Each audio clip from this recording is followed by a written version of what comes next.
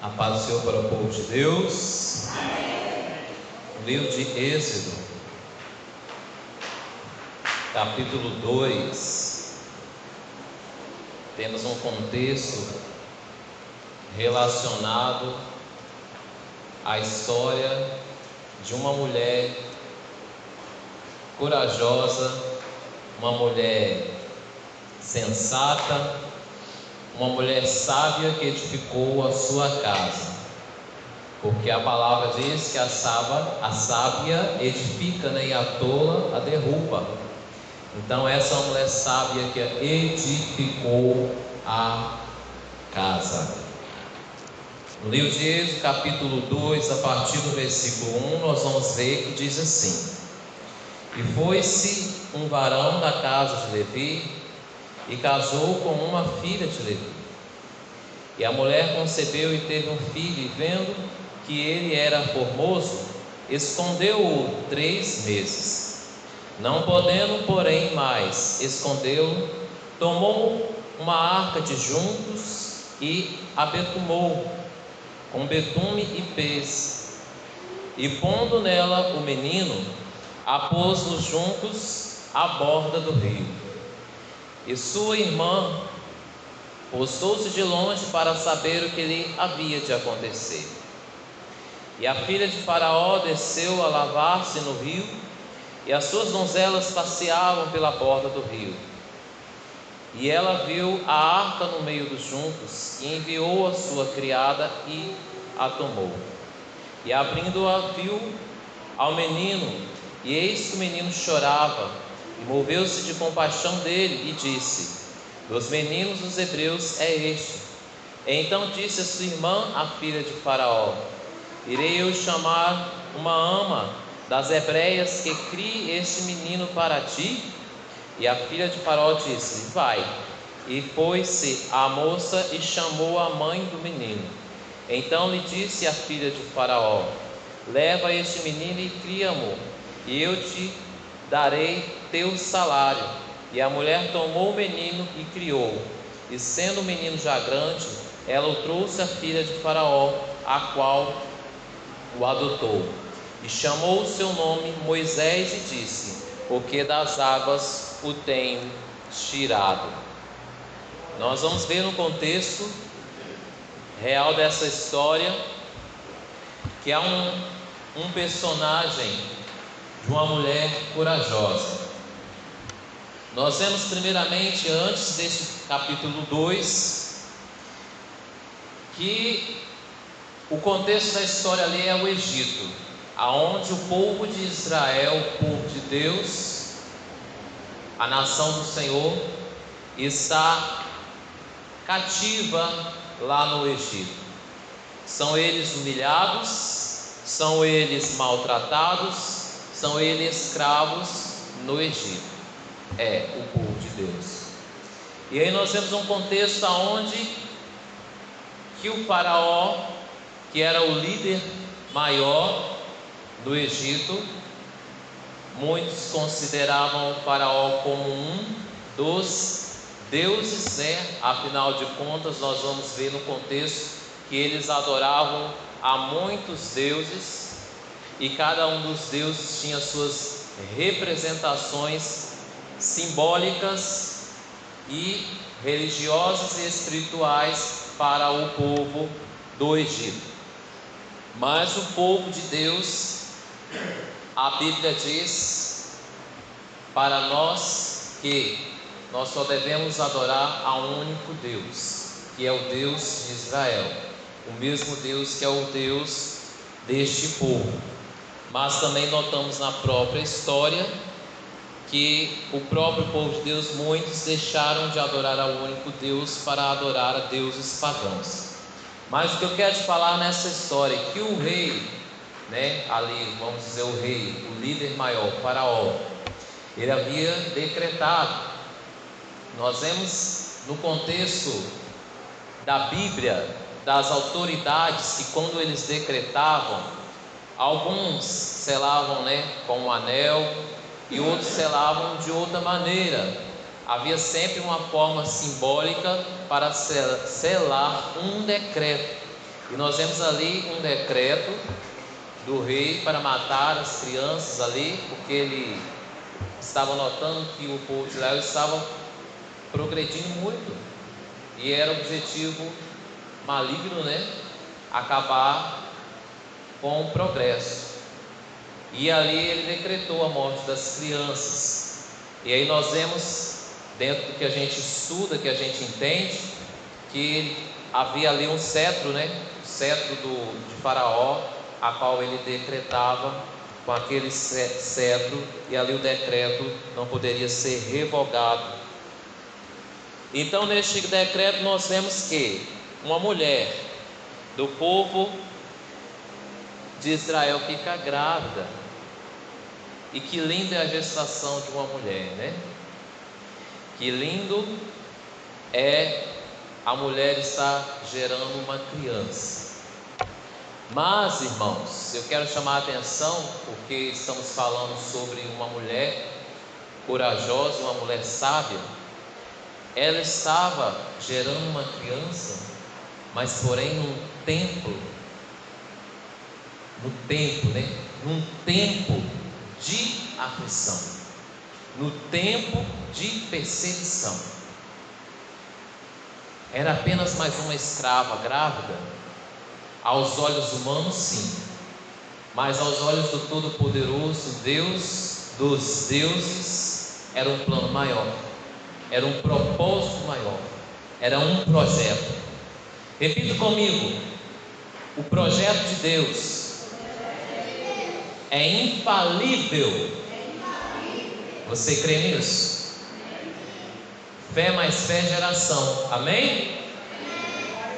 Então vamos lá na palavra de Deus. Nós vemos uma mulher gerando uma criança no templo de aflição. Nós vemos que essa mulher, ela é sábia, que ela é corajosa. A palavra aqui já está falando que essa mulher, né, que é Joquebede, ela ganha essa criança. Mas a palavra diz algo que eu acho muito interessante, que a mulher concebeu, teve o filho, e vendo que ele era formoso, escondeu-o por 3 meses. Porque pensa comigo, irmãos, já que nós estamos falando aqui que nós somos detalhistas, alguns irmãos estão falando, como o evangelista Cláudio Miro falou que é detalhista, né? Não foi essa palavra que ele usou, mas é a palavra que eu estou usando, que eu sou detalhista. Pensa comigo nos detalhes, porque Deus tem cada detalhe que nós precisamos enxergar. Pensa comigo, aquela mulher, porque antigamente, como é que era? Era uma casa, né, irmãos, com paredes de tijolo, né? Não, era uma tenda. A tendinha que eles tinham, ou então feito de outro material que fosse, da casa deles, enfim. Era um lugar lá provisório para eles viverem. E aí, aquela mulher tem uma criança, um menino formoso. E aí a palavra vem dizer que por 3 meses aquela mulher esconde aquele menino. Eu penso logo nos detalhes. Os guardas, né, de Faraó, os guardas de Faraó vigiando, olhando as crianças que nascerem para jogar lá no rio. E aí aquela mulher escondendo por 3 vezes uma criança. Eu fico pensando, porque quando a gente trabalha com crianças, assim como eu trabalho com crianças pequenas, né, Aide? Como você esconde uma criança por 3 meses? Você pensa, o guarda está vindo ali. O que a mãe vai fazer com aquela criança? Sabe? Lógico que a alternativa da mãe é colocar para amamentar, né? Para ver se a criança fica quietinha. Irmãos, aquela mãe sábia, a mãe de Moisés, né, Joquebede, ela era atenta. Está entendendo, irmãos? atenta ao filho. Fala assim, você que é mãe, fala assim: eu recebo a palavra de Deus que está falando comigo. Ah, não, Paulo foi muito fraquinho. Você que é mãe, fala assim: eu recebo a palavra de Deus que está falando comigo. Seja atenta. Aleluias. Porque aquela mãe ali escondeu aquele filho por 3 meses. Ela conseguiu esconder aquele filho do inimigo por 3 meses. Mães, eu sei, vocês têm que estar atentas. Vocês têm que ser sábias. Vocês têm que estar escondendo os seus filhos do inimigo. Aonde está o inimigo? Está em um aparelho celular, está na internet, está na TV, está na mídia. Um dos inimigos está aonde pode estar? No vizinho. Atenta, vigiando. Sabe, eu penso naquela Joquebede diminuindo o tom da voz. Porque o que a gente faz com as nossas crianças? A gente quer mimar, balançar no colo, cantar uma canção, não é? A criança chega chorando, por exemplo, numa creche. Não chora, mamãe já vai voltar. Vamos aqui cantar uma musiquinha? Vem cá, vem no colo, né? Imagina aquela mulher escondendo aquela criança, irmãos. Ela tendo que diminuir a voz, ela tendo que vigiar nos mínimos detalhes. Aí eu te chamo a atenção como mulher sábia, edificando a sua casa. Tenha sabedoria de Deus para esconder o seu filho do inimigo. Mas aí os 3 meses se passaram, já não dava para esconder mais. Por quê? Porque a criança, ela vai crescendo, ela vai amadurecendo.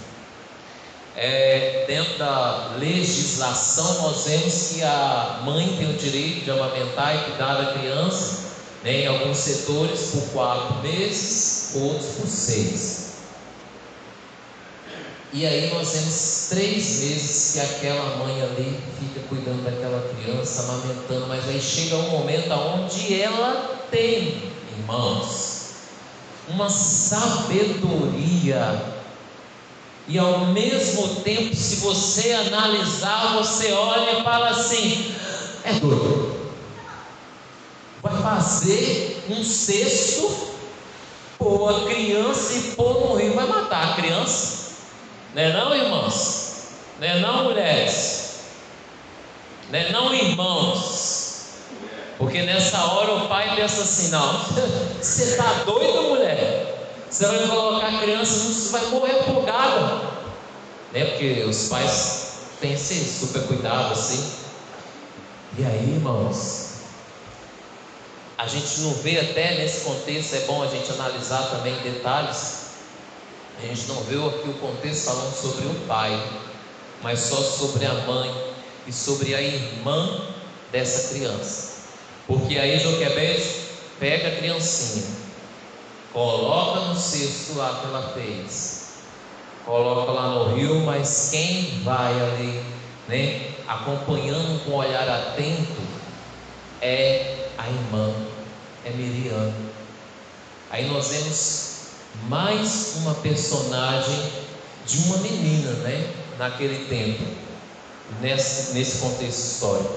Nós vemos que o olhar atento, observa comigo, o olhar atento daquela menina, ela, com fé, irmãos, ela observou o que ia dar.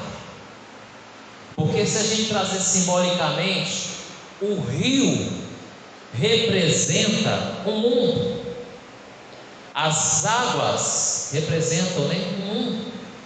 Que contempla comigo, no rio tem correntezas, e aí você pensa comigo em outro perigo além das correntezas. Haviam animais, haviam margens, haviam vegetação na beirada daquele rio ou entre o meio-rio. Então havia vários perigos, mas aí nós contemplamos uma criança que já representa simbolicamente, vamos assim dizer, obra dentro de um cesto, ou seja, lá vai aquele cesto. Como assim? Eu contemplo que vai pelo cuidado de Deus e observamos sobre um olhar de alguém que ainda naquele tempo era uma criança, mas um olhar de fé. Aí eu digo para você, há aquele ditado que muitos gostam de falar: nossos filhos não são para nós, nossos filhos são para o mundo. E aí há de nós observarmos como servos do Senhor, que os nossos filhos, eles vão estar neste mundo, mas vão estar neste mundo sobre os cuidados do Senhor, o Deus de Israel. Que os nossos filhos, mesmo nas correntezas deste mundo, mas a nossa fé está no Deus de Israel, que cuida dos nossos filhos. Aquela mulher corajosa, aquela mulher sábia, ela edificou a fé dela no Deus de Israel. Ela não podia confiar em ninguém mais, somente no Deus de Israel. E nós vemos que aquela criança vai no cestinho e que ela chega até a filha de Faraó, e que a filha de Faraó olha com uns bons olhos para aquela criança, porque se nós analisarmos bem, aquela mulher junto com as suas donzelas que estavam ali, ela podia instantaneamente ter temor do que o seu pai decretou e aquela criança ser afogada naquelas águas. Mas ela olha com compaixão e pede que alguém, que está ali, já estava com o olhar atento aonde aquele cestinho ia parar, faça alguma coisa. Porque é detalhe quando você lê a palavra, que diz no capítulo 4, só para vocês não se perderem na explicação da palavra, que diz assim, e sua irmã postou-se de longe para saber o que havia de acontecer, ou seja, ela não sabia o que iria acontecer. E aí a filha de Faraó desceu a lavar-se no rio, e as suas donzelas passeavam pela borda do rio, e ela viu a arca no meio dos juncos, e enviou a sua criada e o tomou.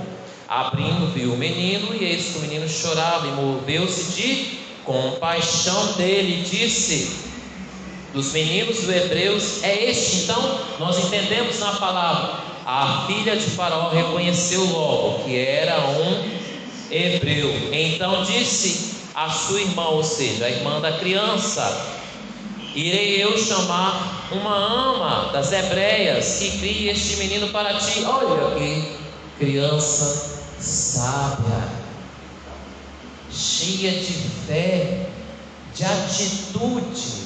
E Deus quer gente assim.